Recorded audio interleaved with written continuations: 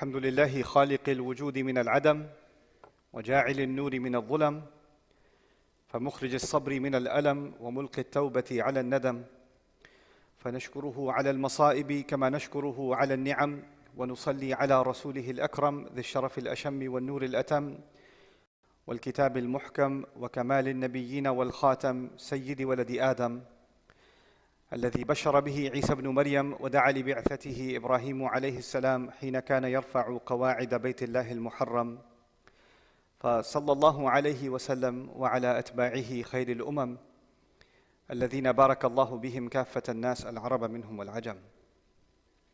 فالحمد لله الذي لم يتخذ ولدا ولم يكن له شريك في الملك ولم يكن له ولي من الذل وكبره تكبيرا.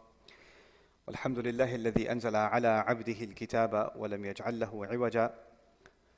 والحمد لله الذي نحمده ونستعينه ونستغفره ونؤمن به ونتوكل عليه ونعوذ بالله من شرور أنفسنا ومن سيئات أعمالنا من يهده الله فلا مضل له ومن يضلله فلا هادي له. ونشهد أن لا إله إلا الله وحده لا شريك له ونشهد أن محمدًا عبد الله ورسوله أرسله الله تعالى بالهدى ودين الحق ليظهره على الدين كله وكفى بالله شهيدا.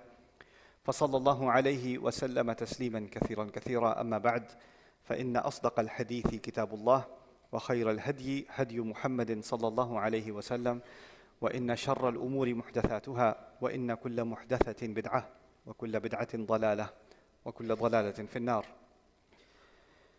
قال الله عز وجل في كتابه الكريم بعد أن أقول أعوذ بالله من الشيطان الرجيم: والتفت الساق بالساق إلى ربك يومئذ المساق فلا صدق ولا صلى ولكن كذب وتولى ثم ذهب إلى أهله يتمطى. رب اشرح لي صدري ويسر لي أمري واحلل عقدة من لساني يفقه قولي. اللهم ثبتنا عند الموت بلا إله إلا الله. اللهم اجعلنا من الذين آمنوا وعملوا الصالحات وتواصوا بالحق وتواصوا بالصبر. آمين يا رب العالمين. It's end of year holiday season, Christmas break, New Year's break. Lots of you are off from school, so the masjid is more full than usual, and I was given a request. Lots of kids are here. Can you give a khutbah so we can tell them to pray? Because these kids, they're at home and they're not listening to their parents and they're not praying, so can you just get them to pray somehow? And this khutbah is going to be, I'm going to title this khutbah, Let Me Just Talk to These Kids. And what I want the kids here to do, those of you that are struggling with praying or you don't feel like praying and your mom's nagging you and telling you, come on, get up, pray. You're on vacation, what excuse do you have? Let's go to the masjid. And you're dragging your feet and you're like, come on, get off my case already. This is annoying. And even when you're praying, you're rolling your eyes after you say Allahu Akbar, you're like, this is what you're doing. Your parent, let me talk to the parents for a second. If you forced your children to pray, or you pressured them and nagged them into praying, and they somehow prayed, and they're 13, 14, 15 years old, you might feel better, but they don't. And this religion is actually not about what is happening on the outside. The essence of this religion is what is happening on the inside. So just because you see a behavior that you would like to see, that actually doesn't mean that we have accomplished something good with our children. That's, in a sense, it's good, but it's artificial. It's on the outside. It's like a tree, like a beautiful tree, but it's hollow on the inside. Allah describes the core of this religion as asluha thabit wa far'uha fis sama. Right? Its essence is like a tree, like the roots are deep and firm, and then its branches go into the sky. When any human being is lazy about praying, and I'm not talking about 3 or 4-year-olds, and I'm not talking about 6-year-olds. I'm talking about children that are now cognitive. They can ask intelligent questions. They're smart. You guys can, the dad and the son or the daughter can play the same level video game. They can watch the same TV show. So they're at an ability where they can comprehend things at a higher level. They have some of the same interests that you have. If you're watching a game on TV, they're watching it with you, right? So they're not, at some things, they're at the same intellectual capacity as you. Of course, they're children. Their brains haven't fully developed yet, but they're still lesser. But at some level, they have become intelligent beings. And they're now, demonstrating their ability to make their own choices and to think for themselves and to ask intelligent questions. So, for those of you young men and women that are sitting in the audience, and I'm not going to call you children, I'll call you young men and women. Let me just pretend that your dad is talking to you, or your mom is talking to you in this khutbah. I'm going to pretend I'm talking to my own kid when I'm giving this khutbah. And I'm not on a mimbar, I'm sitting at home just having a chat with my child. And how do I tell them to pray? The first thing I want to start by saying is there was a time, my dear, that I didn't know you, and you were not relevant to me. You didn't exist, I didn't care about you, never thought about you, you were nothing to me. Lam yakun shay'an madhkura. Quran says there was a time in the life of a human being where he was not remembered at all. And including me, I didn't remember you, I didn't know what your name was going to be, I didn't love you at all because you were zero to me, nothing to me. But then all of a sudden you came in my life. And even when I found out that your mom is going to give you birth while she was holding you in her belly, and even the mom, I used to wonder what you're going to be like, but I had no idea. I had no clue. Part of me was scared you'd be like me, but I had no idea what you would be like. And even as you were growing up, when you were a baby, I still didn't really know you. I knew that you need to be fed, and sometimes you smell really bad. Other than that, I didn't know much about you. I had to clean you and feed you, but I didn't know much about you. And now that you're growing up, and we can talk and communicate now, and you're going to school, and we live in the same house, I just want you to know that this relationship wasn't always there. And I also want you to know that this relationship will not always be there. We have very little time together. We don't have a lot of time together. And very soon, you're going to become an adult. You're on the way to becoming an adult. It's not very far away. In fact, when you were a baby till now, feels like a month. Like blink my eyes and you became this thing. And before you know it, you're going to be an adult, you're going to go to university, you're going to get a job, you're going to get married. All these things are going to happen, inshallah, if Allah wills. And when that happens, it's not going to be like this. You're not going to come home to me. You're not going to spend time with me. You're going to have your job, your family, your wife, your husband, whatever. You're going to have your own life. So the time that we do have together is very limited. And even in that time, you've got school, I've got work, got groceries to do, so we have like 20 minutes in a day where we can actually have a conversation. We have very little time actually together. And when you get older, the thing you will remember about me are those few moments we have together, because we don't have 24 hours together. We just don't. So now, the first thing I want you to know is that I barely know you. I barely know. I know we live together, but I barely know you. You know why? Because no human being can truly know another human being. You don't tell me everything you're thinking, and I don't tell you everything that I'm thinking. But there's someone who knew you even when you were nothing to me. And someone who loved you even when nothing in this creation loved you. No one in this creation loved you. And someone who will have a relationship with you, even though my relationship with you is going to change. Many of the adults sitting here, even me as a dad, I know my relationship with my dad when I was a kid was different, and my relationship with him when I was in college was different, and my relationship with him now is completely different. Even though we're the same people, our relationship has completely changed. But there is someone who has loved you, and has protected you, and has planned for you, and has taken care of you from the beginning. And will always do so. And that's not me. I'm just an episode in your life. I'm not more than that. It's a beautiful episode that Allah gave you and me together, but it's not a permanent episode. That's the first thing I want you to know. The second thing I want you to know is when I tell you to pray or tell you to do something, you feel like I'm controlling you. I'm bossing you around. I'm telling you what to do. I want you to know something. I can't control you. I can give you advice. I can be strict with you sometimes. That's true. But pretty soon you're going to get old enough where no matter how hard I yell and no matter how much I raise my voice and how frustrated I get, it won't matter because you're going to make your own choices. You're going to say, okay, Dad, I'll talk to you later. Okay, I gotta go. I got another call. And you're just going to hang up on me and you're going to do your own thing. And in fact, most of the time, I will not have any control over the choices you make. In fact, when you're at school and you're hanging out with your friends and you're talking to your friends, I don't control any of those conversations. And if I've already given you an iPad or a phone or whatever, and you're communicating with your friends, I have no control over the kinds of communications you're having. And even if I put parenting control apps on these devices, I still can't control what you're really thinking and what you're really doing. I can have some control, but I have very limited control. But there's someone who controlled every cell in your body, who controlled the microscopic fluid that you were, that made it inside the womb of your mother, that controlled the genetic sequence with which you would be created, the color of your skin, the way your hair looks, your eyes, the way your mind works, how tall and short you were going to. He controlled everything. He actually has control, I don't. I'm reminded of something the Prophet ﷺ told his daughter Fatima radiallahu anha. He said, Ya Fatima bint Muhammad, ittaqillah, fa inni la amliku laki min Allahi shay'a. Fatima, daughter of Muhammad, be mindful of Allah. I will have no authority with Allah in your case. Which brings me to my next point. Because I don't have control, the truth is, as protective as I am of you and I want you to do good, I don't control that and I'm not responsible for it either. Allah made every human being responsible for themselves. No, you see that if you get a driver's license one day and you cut a traffic light and the cop pulls you over, you're not going to say, "Can you talk to my dad?"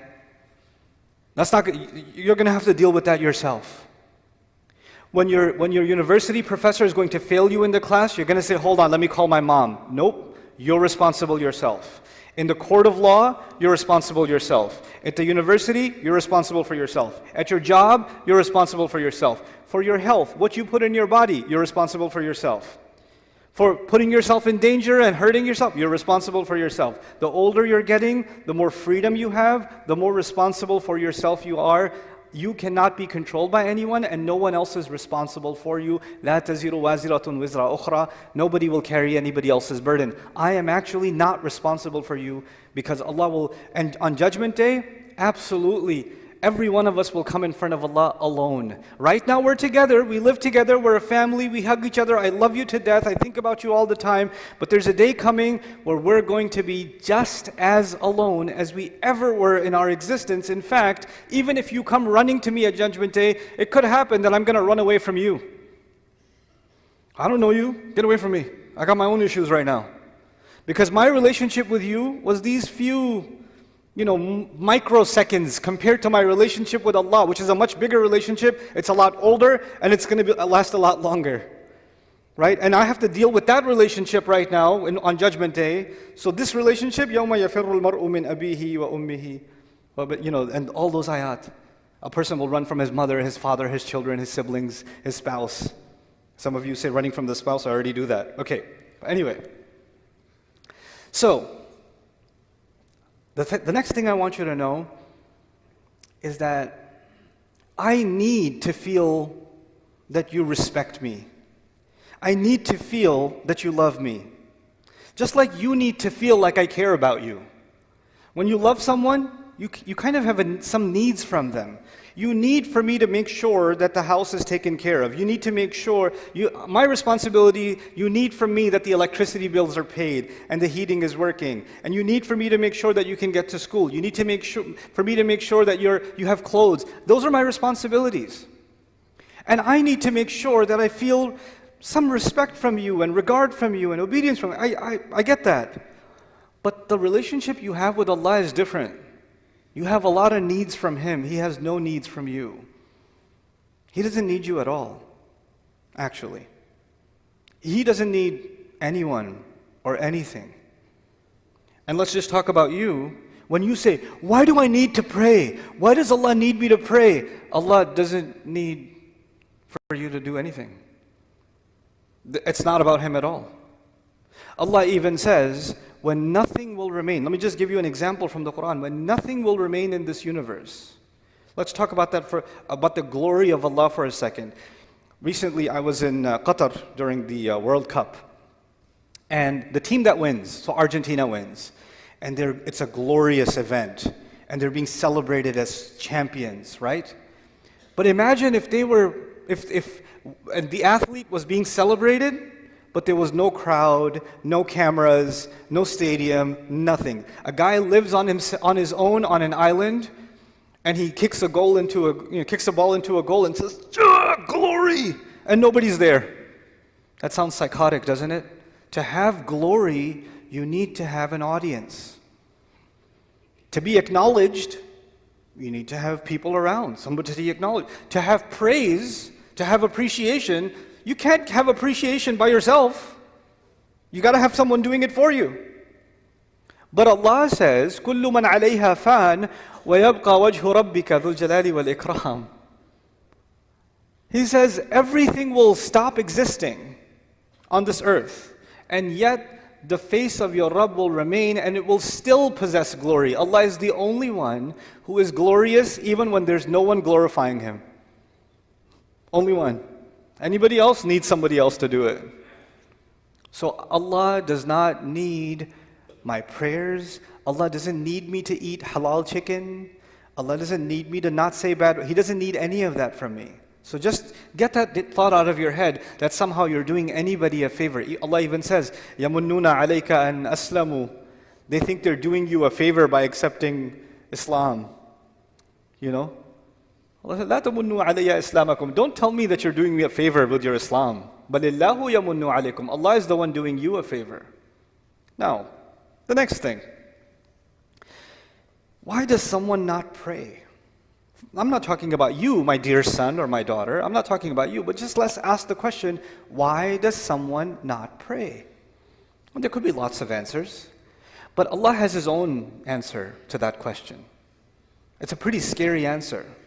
It's an answer I read in the beginning of this khutbah. He said, فَلَا صَدَّقَ وَلَا صَلَّى وَلَكِنْ كَذَّبَ وَتَوَلَّى. He didn't actually accept the truth, and nor did he pray. Allah says, He was talking about disbelievers, and He said two things. They didn't accept it. This person doesn't accept the truth, and he doesn't pray. Interesting. So, if he didn't accept the truth, I would expect him to say, La saddaqa wa la amana. Right? But he says, La salla. What that means is, something is missing in you accepting the truth about Allah. No, the child says, I believe in Allah, I'm Muslim. Yeah, you're Muslim here, you're Muslim in your head, but this truth isn't just for your head, this truth is also for your heart. You're not feeling how true this is yet. You're not feeling how serious this is yet. You don't realize what it is. Sometimes you know something, but you don't think about it. It's true. You know something, you don't think about it. And so, because that's missing, that's why it becomes easy for me to miss prayer sometimes and you to miss prayer sometimes. That will happen because our heart becomes a little distracted. And that truth of this deen, the truth of who Allah is, that truth goes in a shelf in the back of our mind and we get distracted and don't think about it. That's what Allah is saying. So, Allah doesn't need you to pray. And even if you prayed because I'm telling you to, what are you going to do? How are you going to make the intention? I'm praying 4 rak'ah because my dad won't get off my case. Allahu Akbar. Allah even told us, the Prophet told us, actions have no value unless they have the right intentions. إِنَّمَا الْأَعْمَالُ بِالنِّيَّاتِ. Actions have no, so even if you did this action, but your intention was, I'm annoying, that's your intention, then it benefits me in no way and it will benefit you in no way. The only one that can benefit from your actual sincere prayer is you. Now, okay, fine. That's the answer to the question, why would someone not pray? 2 more things to talk to you about. One of them is, what's the purpose of praying? Like, what's the point? Because you might think the purpose of praying is so you don't burn in hell. The purpose of prayer is because if you don't pray, Allah's going to hate you. The purpose of prayer is if you don't pray, you're just going to get punished. Or you won't even be a Muslim anymore. The angels will curse you and all this negative stuff. Allah didn't mention those purposes. The purpose of prayer is not to get away from something negative. The purpose of prayer is to run towards something positive. That's the purpose of prayer. Do you know the difference between the student who's studying so they don't fail and the student who's studying because they love the subject? One student is studying because of something positive. The other student is studying because they're trying to escape something negative. An employee who loves their work and an employee who just doesn't want to get fired. They're doing the same exact job, but one of them is so happy, so filled with joy, and one of them is so depressed and so miserable. Why? Because one of them is doing this to escape something negative, and the other one is doing it to go towards something positive. Allah in the Quran, when He told me about the prayer and why we should pray, what's the point of the prayer? He said, He told Musa alayhi salam this when he met him. He said, أَقِمِ الصَّلَاةَ لِذِكْرِ, is make sure you maintain the prayer so that you can remember me. Maintain the prayer so you can remember me. I told you already, my relationship with you is very limited. But your relationship with Allah started a long time before you even came in this world.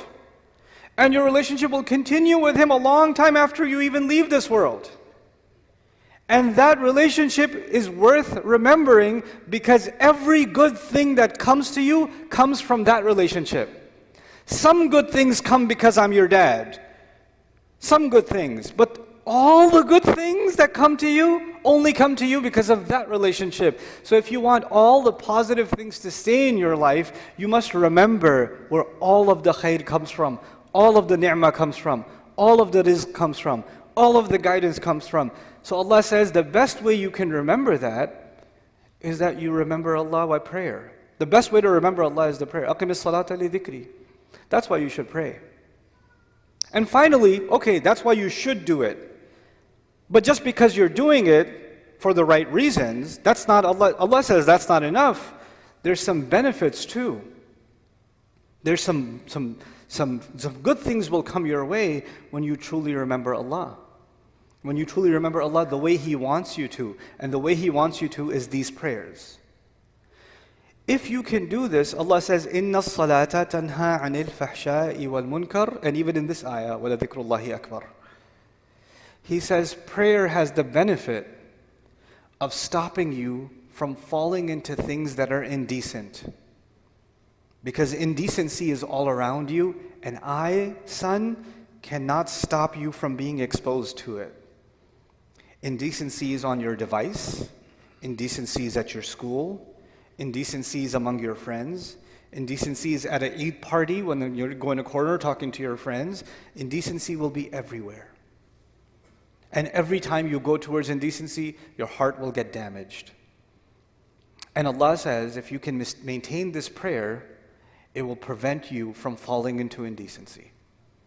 And once you fall into indecency, then you become, like if you're breathing in pollution, at first you will cough, right? But if you stay long enough, you just get used to it.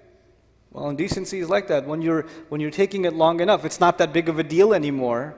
You don't feel like protecting yourself from it anymore because your immune system has gotten corrupt, right? And then you're ready for even more toxic behavior, even worse things, wal munkar, even worse things that you can do. And this prayer will stop you from going down a negative path in your life.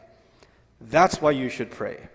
Now, these are the reasons you should pray, not because I'm telling you to pray. At the end of this whole journey, the decision is entirely yours. Because Allah might take me tomorrow. Allah might take me a year from now. And that relationship you and I have, even if we lived 100 years, we can't live longer than that. There's a time where this is going to end. But that relationship, if you really want to respect and honor that relationship, pray. That would be my advice to you. So, this is just a small reminder and I'll come back to the parents now, a small reminder for myself and for all of us parents, that the children we've been given are an amana. They are not something given to us so we can control them. The more we try to control them, the more frustrated we become anyway. And the more, I have seen this, especially in families that wanted to preserve the deen of their children, the more they tried to push the religion on their children with control, the more those children rebelled in the strangest ways. in the strangest ways. Because the thing that Allah wants to give, the opportunity you have with your children is not to make them surrender to your instructions. The opportunity you have with them is to make them think about things that only you can make them think about. Make them love things only you can make them love. Your kid loves basketball because he sees you play basketball. He loves the PlayStation because he sees dad play the PlayStation. You can put a love in your child because of how you are. You can do that. And when you tell your kid, do your homework, your kid is not going to be 40 years old and say, I love homework. But your kid could be 40 years old and say, I love basketball. My dad used to play all the time, loved it.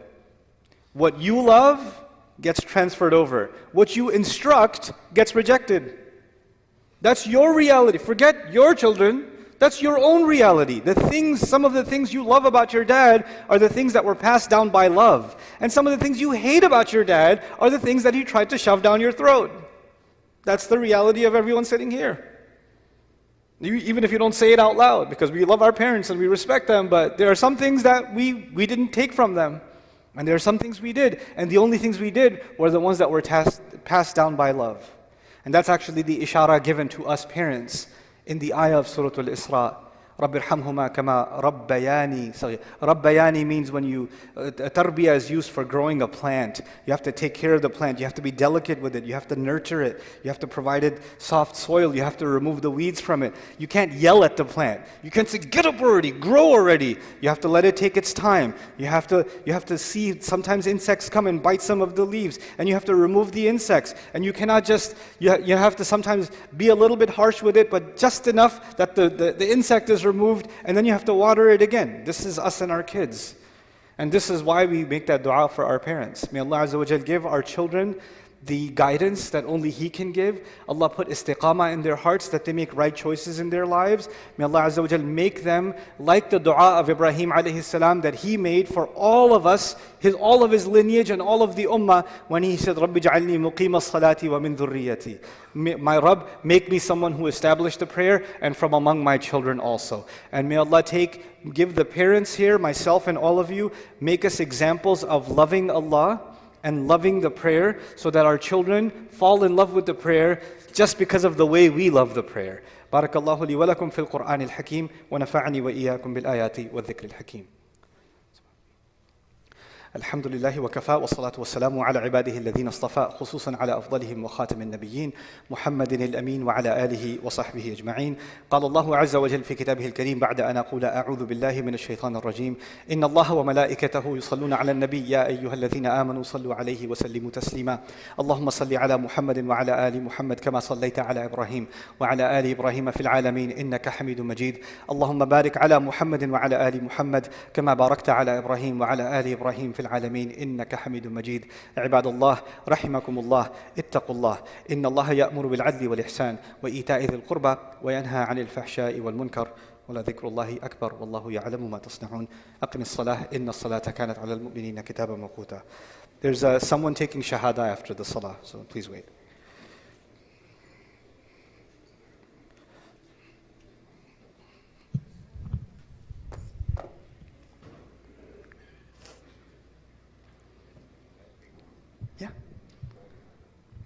الله أكبر وأشهد أن لا إله إلا الله أشهد أن محمدا رسول الله حي على الصلاة حي على الفلاح قد قامت الصلاة قد قامت الصلاة الله أكبر لا إله إلا الله.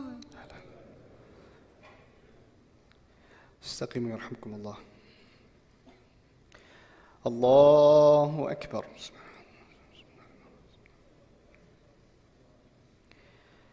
الحمد لله رب العالمين الرحمن الرحيم مالك يوم الدين إياك نعبد وإياك نستعين اهدنا الصراط المستقيم صراط الذين أنعمت عليهم غير المغضوب عليهم ولا الضالين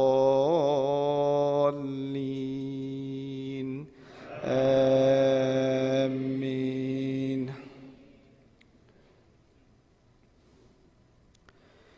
فلا صدق ولا صلى ولكن كذب وتولى ثم ذهب إلى أهله يتمطى أولى لك فأولى ثم أولى لك فأولى أيحسب الإنسان أن يترك سدى ألم يك نطفة من مني يمنى ثم كان علقة فخلق فسوى فجعل منه الزوجين الذكر والأنثى أليس ذلك بقادر على أن يحيي الموتى. الله أكبر.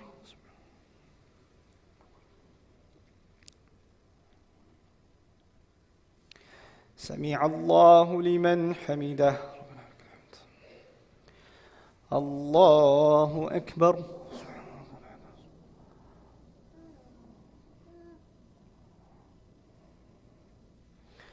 الله أكبر. الله أكبر.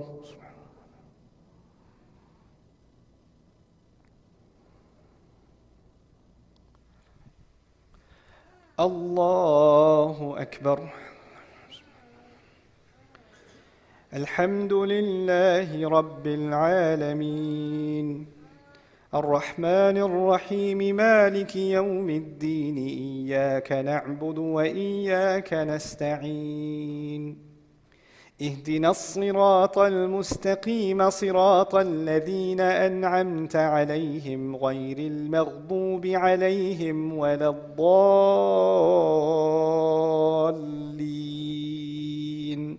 آمين.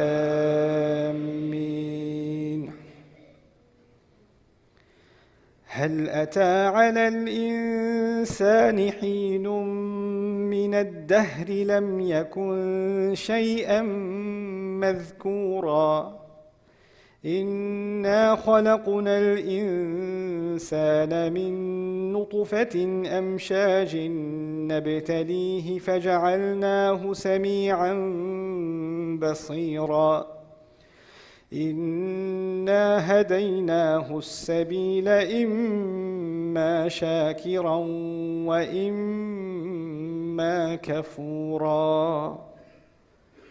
الله أكبر. سمع الله لمن حمده.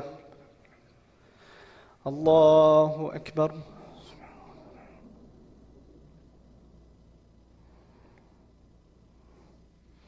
الله أكبر. الله أكبر.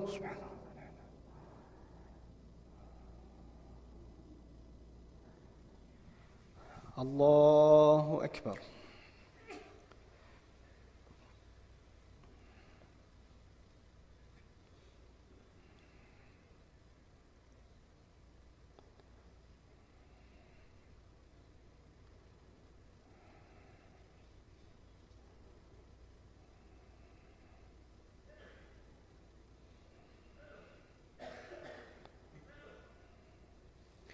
السلام عليكم ورحمة الله. السلام عليكم ورحمة الله.